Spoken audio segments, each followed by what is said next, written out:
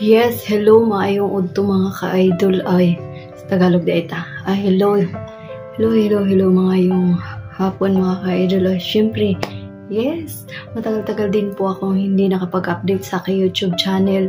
Syempre sa mga patuloy pong nag-support po sa akin channel Ligaya Princess Adventure. Maraming salamat po sa mga patuloy pa rin nag-support sa akin kahit sa ngayon ay hindi po ako nakakapag-vlog mga ka-idol kasi syempre po medyo busy po tayo ngayon dahil mas pinili nating magtrabaho muna kaysa sa pagbablog. Pero yun na nga mga ka-idol is kahit po is nagbablog or nagtatrabaho po ako hindi ko naman po nakakalimutan yung mga taong na tumutulong po sa akin. At yun nga po mga ka-idol, update ko po sa inyo kung bakit po ako salita naman ngayon. Kahit ilang days ako na nahimik. Ilang days po akong hindi nakapag-vlog mga ka-idol dahil na nga po ay nag-focus po ako ngayon sa aking trabaho. At syempre po, kahit hindi po ako nag-vlog mga ka-idol, hindi ko nakakalimutan yung mga taong tumulong sa akin at ang aking mga kaibigan. Shoutout ko po. Syempre, shoutout ko po si Ma'am She Welcox. Maraming salamat po ma'am. Thank you, mag-ingat ka parati dyan. At syempre sa inyong dalawa ni Sir Tom, enjoy nyo lang po yung moment nyo po. Basta gusto ko po happy lang kayong dalawa. So sa akin naman po mga kaibigan, hindi ko na po isa-isahin po kasi sobrang dami po. Sobrang dami. At saka ako nga pala mga ka-idol, gusto ko pong ihingi sa inyo ng support po. Syempre po si Kuya Kulas Adventure. Sana po mga ka-idol hindi ko na po ihingi po sa inyo yung support nyo po sa akin na supportahan nyo po ako parati sa bawat gagawin ko.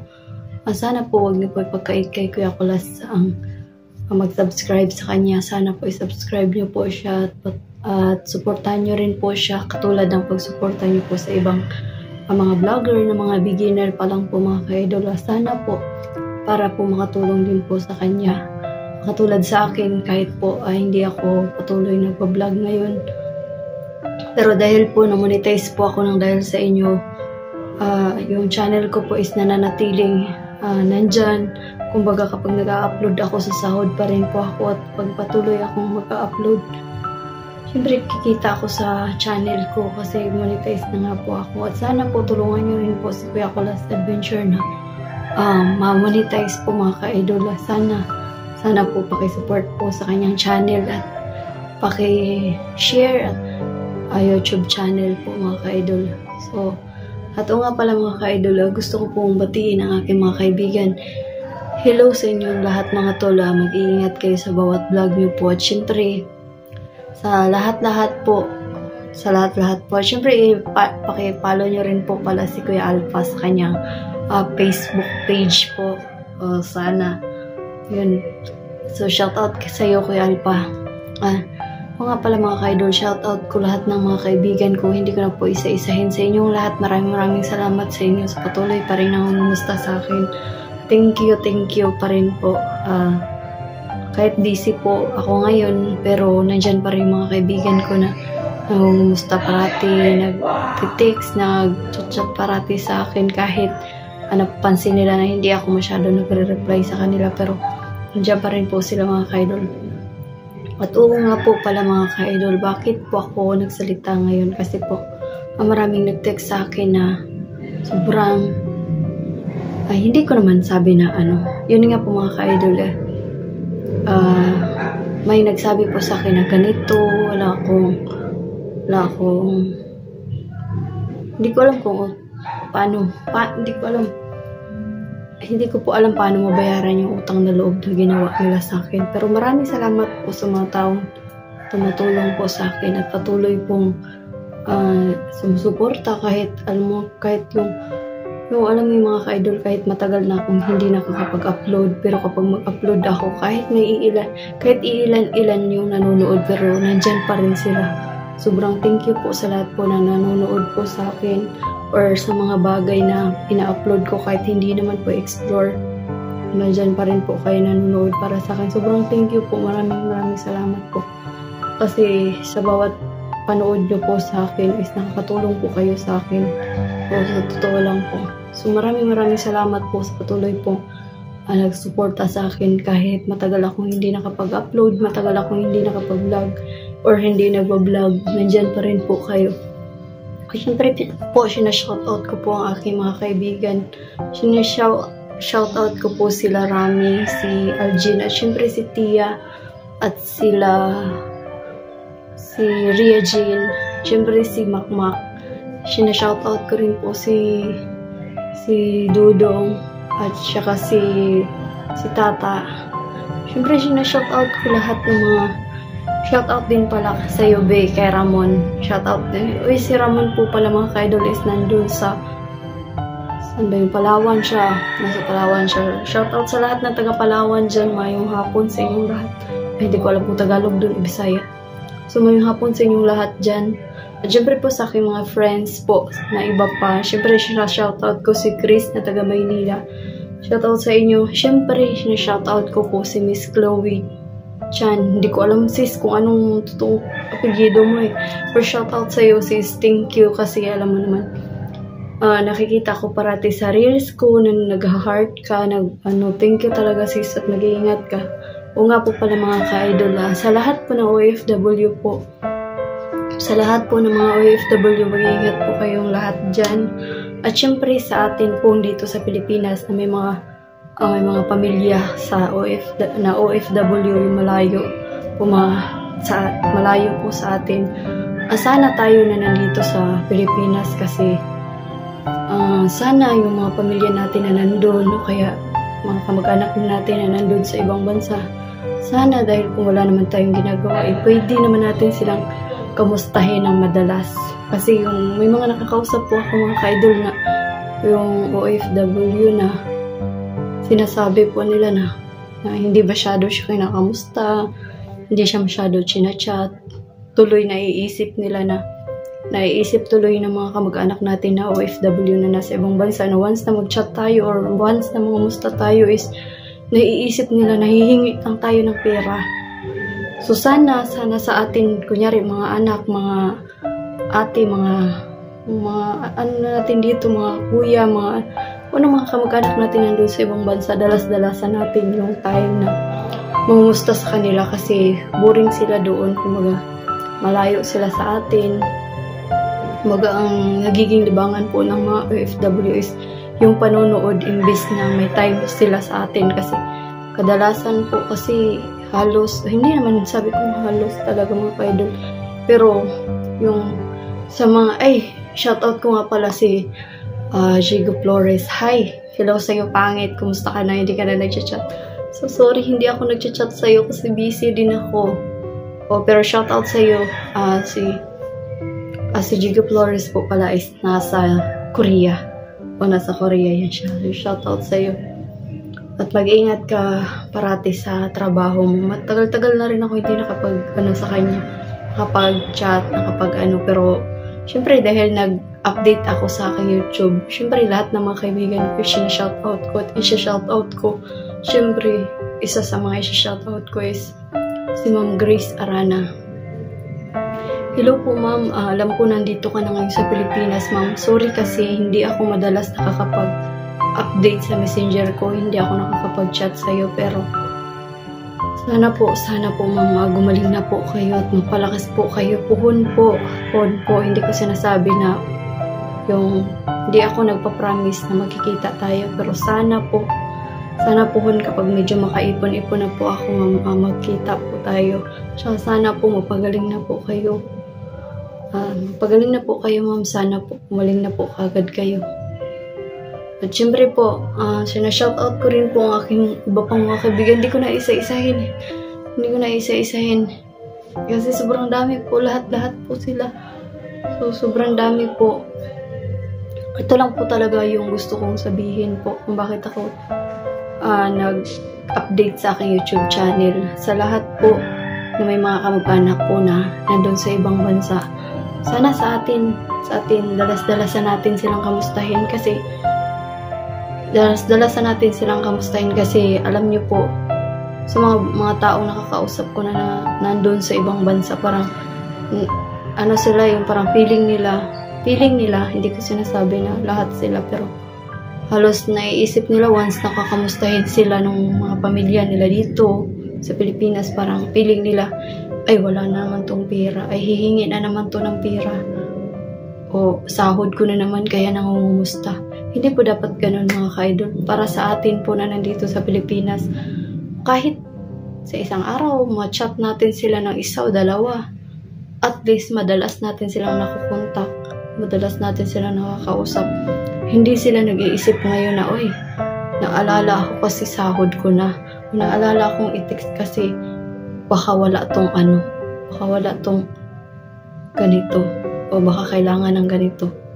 O, so sa atin mga ka-idol, sa atin na nandito sa Pilipinas na may mga kamag-anak, kung pwede po madalas tayo mangumusta sa kanila kasi sila nag-iisip sa atin araw-araw. Kumusta tayo, lahat ng ginagawa nila para sa atin, para sa pamilya nila. Tapos yung pamilya nila na pinaghihirapan nilang mag-ipon sila dito sa malayo. Parang ganun ang naiisip yung kumbaga. Hindi ko po sinabi na lahat po. Hindi. Para sa akin yung parang na i-open ko lang po kasi marami po akong nakakausap na nandun sa ibang bansa po. Kagaya nung taga-Korea. Taga-Korea po siya. Taga-Korea siya. Pero tinatanong ko siya kung kumusta siya. Tapos sabi niya, boring daw. Tapos nanonood lang siya ng cellphone maghapon kasi wala naman nangumusta sa kanya. Hindi naman siya nakakalimot sa mga kamag-anak niya. Pero yung kamag-anak niya is hindi siya naalalang kumustahin. Kumbaga, kumustahin lang siya kung sa sahod. Kumustahin lang siya kung may sakit yung anak, may sakit yung ganito. Kumbaga, yung sa atin mga ka-idol, yung nandito sa Pilipinas, dalas-dalas na natin kamustahin ang mga kamag-anak natin na nandun sa ibang bansa. Kasi po, nag-effort po sila, parang nagtiyaga sila na tiisin nila yung malayo sa atin basta makapag-ipon, makapundar, maibigay yung mga bagay na para sa pamilya nila.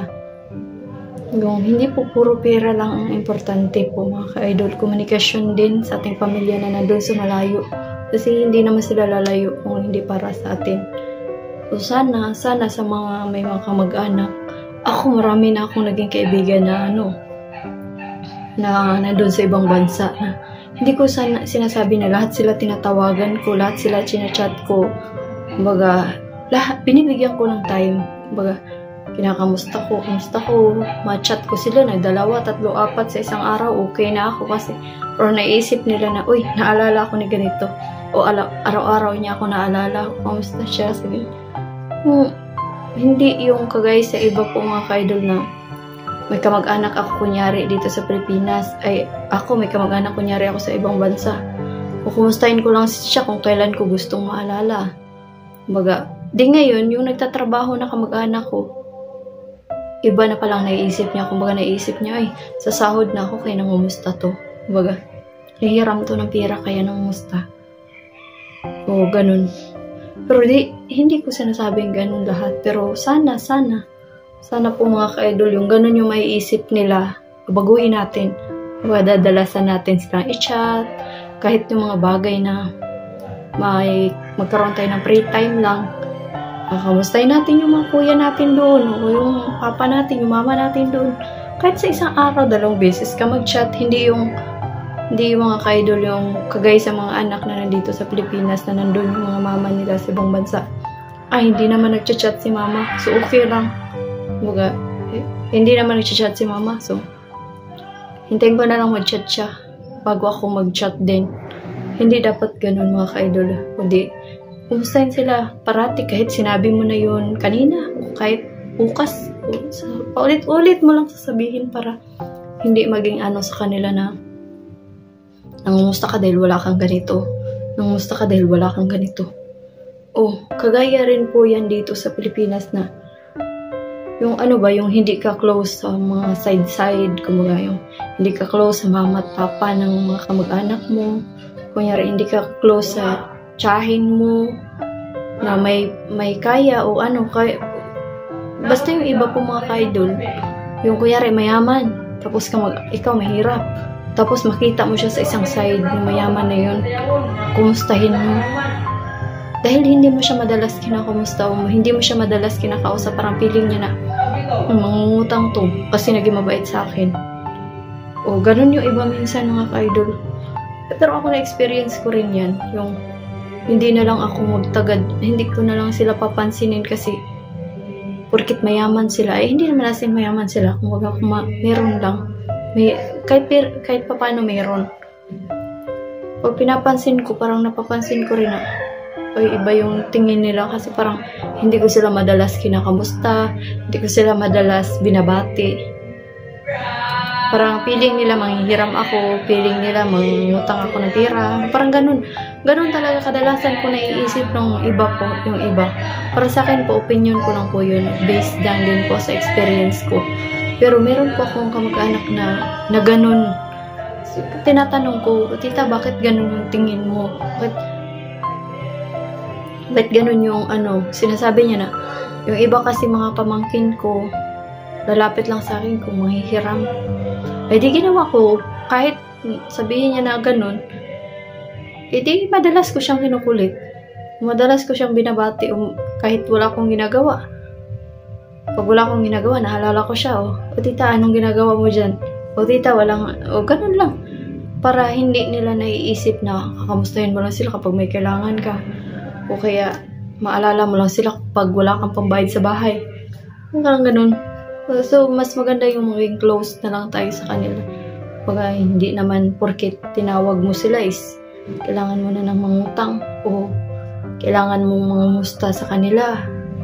Feeling nila, na kagad, mangungutang ka na kasi hindi ka madalas nagkakaroon ng time para sa kanila Kaya yun yung napapansin ko. Halos marami po akong nakakausap na OFW po na nandun sa ibang bansa. Na ganun po yung mga tema. Baga, sinasabi sa akin, mabuti ka pa, may time ka. Mangumusta. Pero yung mga kuya ko, yung mga kapatid ko, wala. Tapos kahit yung mama ko minsan, di ako naalala ng i-chat. Hindi naman po, sa atin po mga mama dito na may mga anak sa ibang bansa, sana kumustahin naman natin sila na mas madalas para ma-feel ng anak natin na, naalala ko ng mama ko. Hindi dahil sa sahod ako. Hindi dahil magpapadala na ako. Hindi dahil malapit na yung sweldo ko. Kumbaga madalas niya akong naalala. Parang matutuwa naman yung anak natin na nandoon sa ibang bansa na sarap ng feeling na nagtatrabaho dito. Nandyan yung mama ko. Kinakamusta ako parati kahit malayo ako. Mga anak ko, yung ganun. Mga anak ko, kinakamusta ako. Tapos yung mga para sa akin mga ka-idol, sa lahat po ng may mga kamag-anak dito na nandun sa ibang bansa. Sana mga ka-idol, dalasan natin silang kamustahin. Kasi kumbaga kahit malayo na ngayong loob nila sa atin kasi nga malayo sila. Tapos mas lalayo pa yung feeling nila. Andun yung mahal mo sila, mahal ka nila, pero andun yung naiisip nila na maalala lang ako nito kung papadala ako. Maalala lang ako nito kung ano. Tapos, ito pa mga ka-idol. Sabi pa sa akin ni Ma'am Josephine, hello sa'yo ma'am. Sabi pa ni Ma'am Josephine, once na magpadala siya sa kamag-anak niya dito sa Pilipinas, walang sinabing thank you.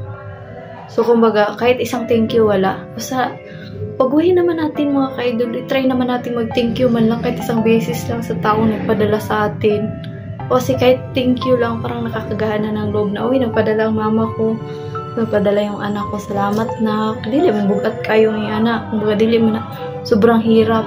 Di ba po, sa lahat po ng OFW, hindi lang yun yung nakakatuwang isipin na may binigyan ka na talagang sobrang nagpapasalamat sa binigay mo.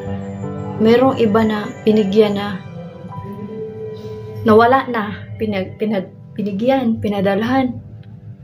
Nung hindi pa nagpadala daw siya, yung hindi pa daw siya napadala, ate, yung ganito ko padala mo ako sa ganito sa Wednesday na yun yung ko promise mo yan, ganun. Nung dumating na po yung Wednesday mga ka-idol, sabi niya sa akin, Aliyah, pinadalhan ko na nga. Tapos, pinadalhan na daw niya. Wala na. umabot na lang ng gabi, pinadalhan daw niya ng mga 11 ng tanghali. Pinadalhan niya 11 ng tanghali dito, tapos umabot na lang daw ng gabi. Wala na daw chat sa kanya. Kumbaga, hindi man lang daw nag-thank you. Nag-isip daw siya ngayon, ano kaya nangyari doon sa pinadala ko? Natanggap ba kaya? Nakuha na ba kaya? Ano na kaya nangyari sa nakuha? Baka marami masyadong nakuha, nadaganan na yata, hindi nakapag-thank you. O pangit naman yung mga ka-idol. Sana sa mga nabigyan o binigyan ng mga kamag-anak natin dito. Kahit isang thank you lang, hindi naman mahirap yun gawin. Kumbaga, magsabi lang, o ma, thank you sa pinadala mo. O kuya, thank you sa pinadala mo. Kahit isang thank you lang, good. Hindi naman kailangan na sobrang daming thank you. Kumbaga, ma-appreciate niya lang na natuwa ka, na binigyan ka niya. Kumbaga, na ano ka lang, kumbaga, kahit isang thank you lang, yun lang naman ang gusto nila, yung hindi, yung binigyan ka na nga, nawala ka na parang bula. Maalala mo naman ulit kapag kung kailan magpadala. Oo, yung ganun mga ka-idol. Yung, ito pa, tungkol naman to sa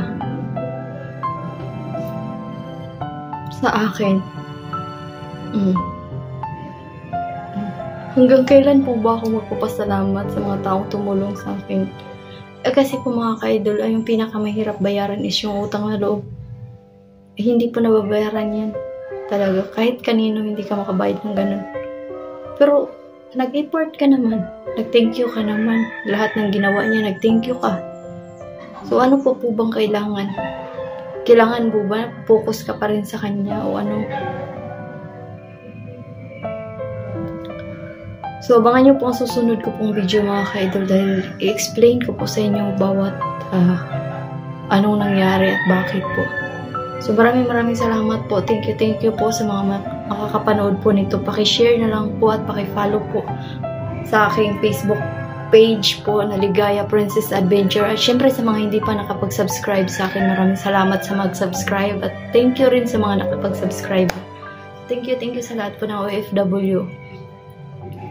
Mag-ingat po kayo palagi at safety first po sa inyong lahat. Kahit mayroong mga kamag-anak na hindi madalas na mamumusta sa atin, so hindi na lang kailangan natin na sila na lang ang parating mamumusta. O kung wala tayong ginagawa at di naman tayo busy, at tayo na lang ang mamunang mamumusta sa kanila dahil yun na nga, minsan kasi yung mga medyo tayo, kumbaga, okay lang na nandyan siya, okay lang naman na wala. Kumbaga, okay lang mamustahin ka, okay lang din na hindi. So, yun lang mga ka-idol. Sa lahat, yun lang po yung masasabi ko po sa lahat po ng OFW. Maraming salamat. At thank you sa inyong lahat. God bless po sa inyong lahat at mag-iingat po kayo. Shoutout pala sa aking palangga dyan.